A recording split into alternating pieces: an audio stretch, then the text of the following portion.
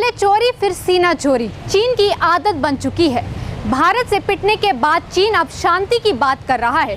चीनी विदेश मंत्रालय ने भारत पर आरोप लगाते हुए कहा कि भारत की सेना ने चीन के इलाके में आकर मारपीट की। क्या है पूरा सच, आइए हम आपको दिखाते हैं। चोरी ऊपर से सीना चोरी कैसे की जाती है, कोई चीन से सीख सकता है, क्योंकि पहले तो चीन की सेना ने लद्दाख की गलवान घाटी में घुसपैठ की, उसके बाद भारत को आंख दिखाई और बाद में जब लेफ्टिनेंट जनरल रैंक के अधिकारी के बीच बातचीत के बाद फैसला हुआ कि चीन की सेना गलवान घाटी से वापस जाएगी, तो उल्टा चीनी सेना वहां बंकर बनाना शुरू कर दिया।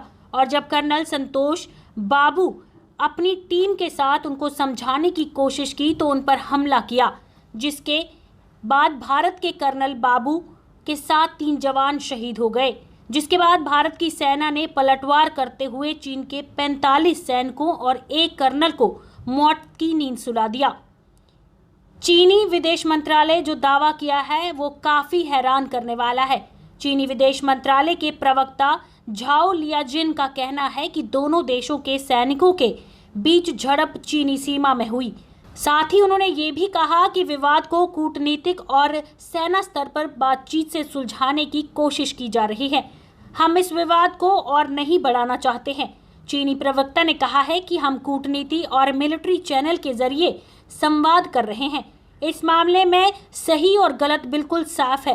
ये घटना वास्तविक नियंत्रण रेखा के बीच की तरफ से हुई और इसके लिए चीन को दोष नहीं देना चाहिए।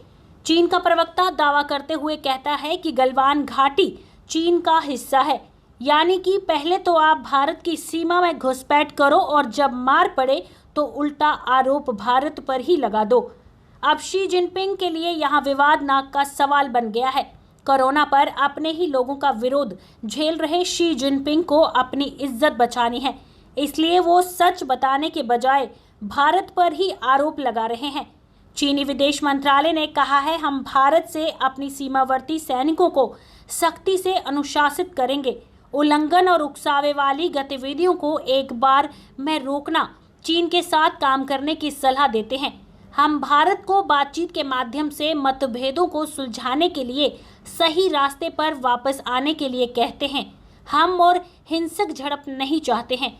हमले का हल बातचीत के जरिए निकाला जा सकता है, यानी सीमा पर विवाद की चीन बढ़ाए, भारत के इलाके में घुसपैठ भी चीन करे और झड़प की शुरुआत भी चीन करे, लेकिन जब भारत का पलटवार हो तो आरोप भी भारत पर लगाए। मगर जिस भाषा में चीन समझा सकता था उस भाषा को हमारी सेना ने समझा दिया है और इस वक्त भी दोनों देशों के जवान गलवान घाटी में आमने सामने हैं और आदेश मिलते ही आगे की कार्रवाई की जा सकती है। दरअसल चीन को दर्द होना सही भी है, क्योंकि चीन के सैनिकों को उम्मीद नहीं थी कि भारत ऐसा पलटवार करेगा। भारत के पलटवार में चीन के 40 से ज़्यादा सैनिक मारे गए और 1 कर्नल रैंक का अधिकारी भी मारा गया। यानी शी जिनपिंग जिन मंसूबों को पाल रहे थे उनको करारा झटका भारत की सेना की तरफ से दिया गया है। जहां भारत चीन सीमा पर जवान चीन के सामने डटे हुए हैं, वहीं दिल्ली में कल शाम से ही बैठकों का दौर जारी है।